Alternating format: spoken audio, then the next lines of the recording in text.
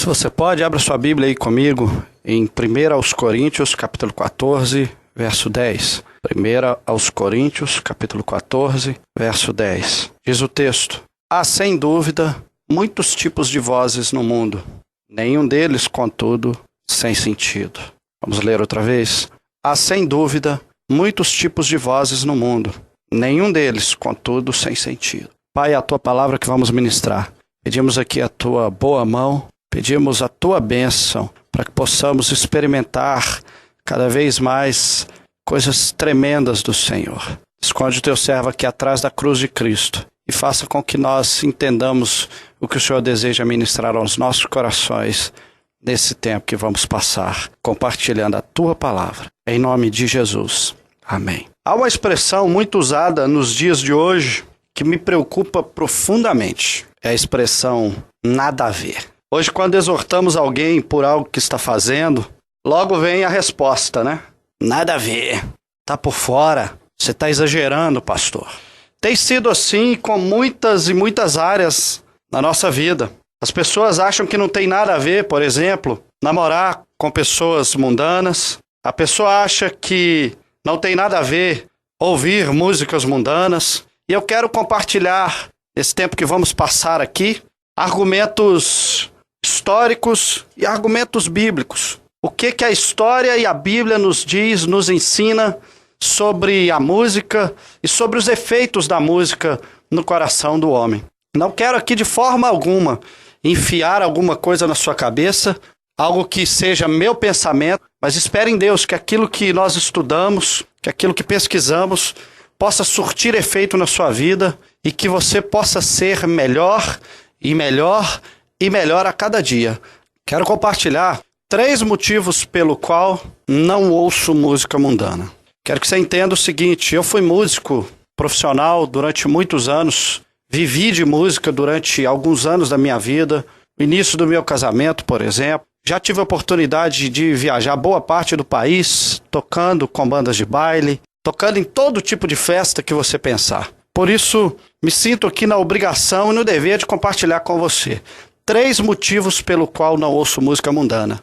Não quero fechar o assunto dizendo que são só esses motivos. Talvez Deus compartilhe ao seu coração outros motivos que vão fazer com que você pare, de repente, de ouvir músicas mundanas. Mas eu quero compartilhar 3. O primeiro deles é: a música é um veículo usado para transportar um ou mais sentimentos ou impressões. Presta atenção aqui, meu amado. A palavra música no dicionário significa a arte de expressar os diversos afetos da alma através dos sons. Ou seja, através da combinação dos elementos musicais, que são o ritmo, a melodia e a harmonia, você consegue expressar sentimentos, muitas vezes sem dizer uma palavra, sem cantar uma palavra. Alguém um dia disse o seguinte, que a música é como uma faca, que pode ser bem usada por um açougueiro ou ser mal usada por um serial killer. Na realidade, essa pessoa que disse isso queria defender a tese de que não havia problema algum ouvir ou até tocar músicas mundanas, desde que houvesse coerência por parte daquele que ouvia ou tocava. Pensarmos um pouco melhor, querido, veremos que a maioria das músicas mundanas de hoje são carregadas de mensagens que não se adaptam ao padrão bíblico de santidade e luta contra o pecado. Mesmo sem que hajam letras, mesmo sem que hajam mensagens explícitas, existe uma condução de sentimentos através da combinação dos sons. Em 384 a.C., Aristóteles já dizia isso, meu irmão. Ele dizia que a combinação de sons trazem sentimentos e mensagens que são claramente percebidos. Ele dizia o seguinte: emoções de toda espécie são produzidos pela melodia e pelo ritmo. Tem a música, portanto, o poder de formar o caráter, e os vários tipos de música distinguem-se pelo seu efeito sobre o caráter.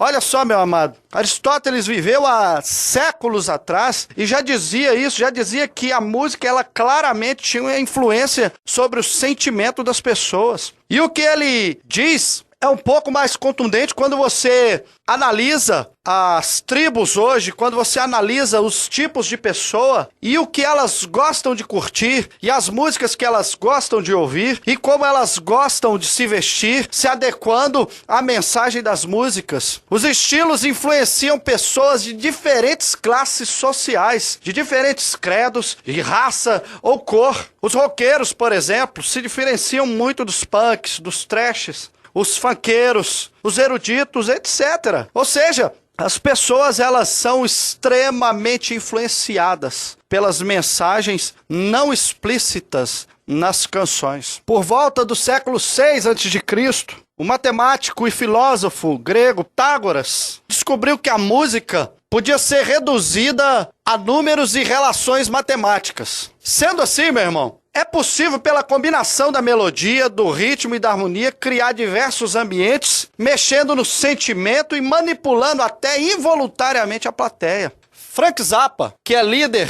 de um grupo chamado Mothers of Inventions, declarou o seguinte: os sons altos e as luzes brilhantes de hoje são instrumentos tremendos para a doutrinação. É possível modificar a estrutura química humana com as combinações certas de frequências. E ele diz mais: se o ritmo certo faz você balançar o pé, que tipo de ritmo faz você dobrar o punho e bater? Querido, olha só a declaração desse jovem, desse sujeito, eu não sei nem se é jovem. Olha só o que ele fala, olha o peso disso que ele fala. O diabo sabe exatamente como manipular o sentimento humano através dessa combinação de sons. Nós estamos falando de um grupo mundano, de um grupo que prega todo tipo de abobrinha que você pensar. E isso está entrando dentro das casas hoje. Talvez os seus filhos ouçam, ou talvez você, querido, que me ouve, já teve a oportunidade de ouvir um sujeito como esse. Continuando a nossa argumentação, depois a gente volta nisso. Platão foi um outro filósofo grego e ele gostava muito de música. Diz a história que ele já selecionava as melodias segundo a influência que essas melodias exerciam sobre o povo. Ele indicava as músicas que tinham finalidades guerreiras, as músicas que tinham finalidades estimulativas e educativas. Hoje na igreja é mais ou menos assim também.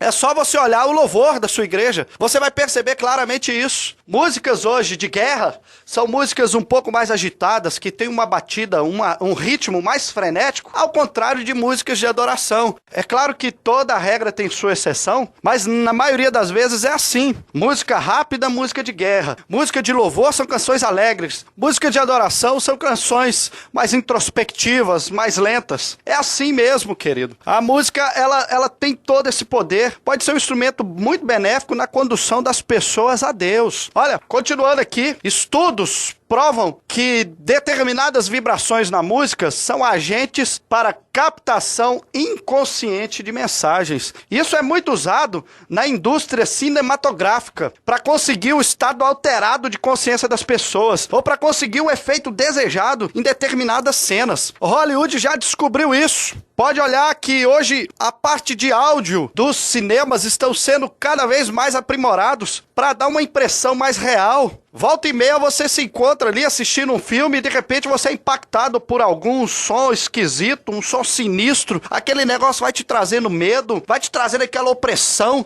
e de repente aquele barulhão e você toma um susto com o barulho e a cena e de repente alguma coisa ali e tal. É assim. Quem nunca se assustou, né, assistindo um filme do Tubarão, por exemplo, e aquela musiquinha de fundo, aquelas duas notinhas, apenas duas notinhas, pam, pam, pam, pam, pam, pam, pam, lá no grave, aquele negócio vai te trazendo um suspense, um negócio ruim, e de repente, ou então, cenas de filmes antigos, Alfred Hitchcock, aquele violino bem agudinho, trim, trim, trim, trim, trim, trim, trim. Qualquer lugar que você vai, meu irmão, e você ouve isso, você lembra disso, você sabe a mensagem que essas notas estão te trazendo. Na realidade, a combinação ali, tudo, e a associação da imagem com o áudio é muito forte, não tem como você sair disso. É por isso que, particularmente, eu sou contra a questão de se pegar uma música mundana e se colocar uma letra evangélica, porque o áudio, o som, a combinação dos sons ali já está associado a uma mensagem que já foi lançada. Então, muitas vezes, os crentes fazem isso. É claro que numa estratégia, como foi a de Martim Lutero, quando na Reforma, ele não tinha muita coisa a que recorrer e segundo a história nos conta, ele usou até muitas músicas seculares da época e transformou-as em canções que hoje se cantam até nas igrejas. Via de regra, meu irmão, essa associação é prejudicial. Certa feita, eu estava assistindo uma reportagem em que a Globo estava metendo pau nos evangélicos, né? Ela filmou o culto de uma igreja, eu não vou dizer o nome aqui por questões éticas, mas filmou aquele culto e no momento dos dízimos das ofertas, aquela igreja começou a puxar uma música assim: tá na hora, tá na hora, tá na hora de ofertar, põe aqui sua moedinha pra Jesus te abençoar. Não tem como eu desligar, eu desassociar a melodia à pessoa da Xuxa e das músicas que ela cantava. Isso é muito, muito forte hoje. Algum tempo atrás, um jovem conversava comigo e ele dizia: pastor, você viu a nova música aí que tá rolando? Eu falei: não.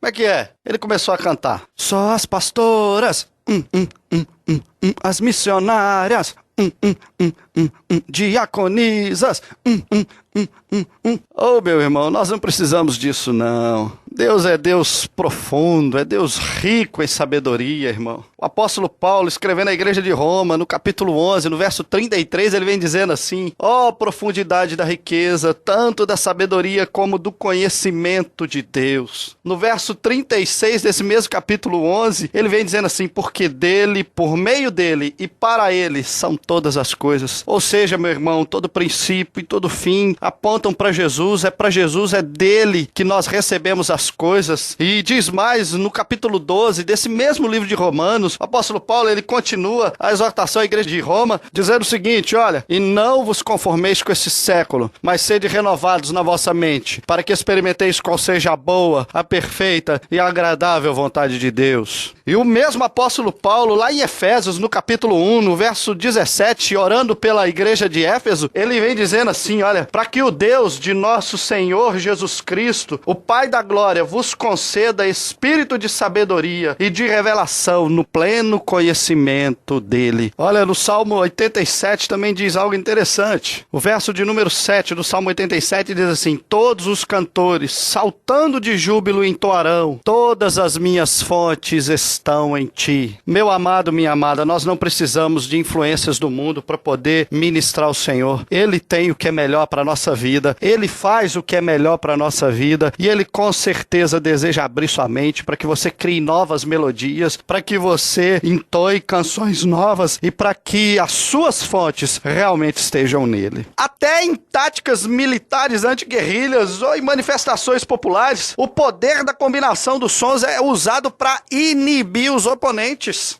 A marcha sincronizada, que produz aquele barulho de botas no chão, as vozes de comando, os gritos de guerra, as batidas ritmadas dos cacetetes nos escudos, fazem com que os pequenos pelotões representem algo muito mais ofensivo do que realmente são. É o poder da combinação dos sons. Meu amado, você precisa abrir o seu olho com o que você está permitindo entrar na sua casa. Olha, até na Bíblia, esperava-se que a música proporcionasse uma experiência diferente. Eu vou te mostrar aqui alguns relatos. 1 Samuel, capítulo 10, versos 5 e 6, falam sobre o chamado de Saul. A Bíblia diz que o profeta declarou a Saul, dizendo: olha, Saul, você vai em tal lugar assim, você vai encontrar um grupo de profetas que vem descendo, precedido por música e tal, e ali você vai entrar no meio daquela turma ali, e você vai ser transformado num novo homem. E a Bíblia relata exatamente isso. Saul foi, encontrou a turma ali, alguns tocando, e os profetas vinham profetizando, e Saul recebeu ali um toque diferente de Deus. Ele recebeu uma experiência nova com o Senhor ali, e a Bíblia diz que ele foi transformado em um novo homem. Em 2 Reis, capítulo 3, versos 15 e 16, fala sobre Israel, que estava ali oprimido pelos seus inimigos, precisando de uma estratégia de Deus. De repente chamaram o profeta, e o profeta foi ali e falou, olha, manda trazer um tangedor, ou seja, uma pessoa que tocava, e no momento em que ele estava ali tocando, aquele tangedor estava ministrando a Deus ali, não sei, houve uma experiência, houve um ambiente, uma nuvem de adoração, e Eliseu recebeu ali a estratégia para Israel. 1 Samuel, capítulo 16, verso 23, diz o seguinte, que Davi, ele foi chamado para ajudar Saul, quando estava passando aperto. Saul estava passando um momento terrível da sua vida e sofria de um mal ali. A Bíblia diz que um espírito maligno atormentava Saul e a música de Davi fazia com que Saul se acalmasse e aquele espírito maligno saísse daquele lugar. Era assim. Até biblicamente esperava-se que a música proporcionasse uma experiência diferente. Meu amado, você não pode ficar alheio a tudo isso que eu estou te falando. A música é um veículo usado para transportar um ou mais sentimentos ou impressões.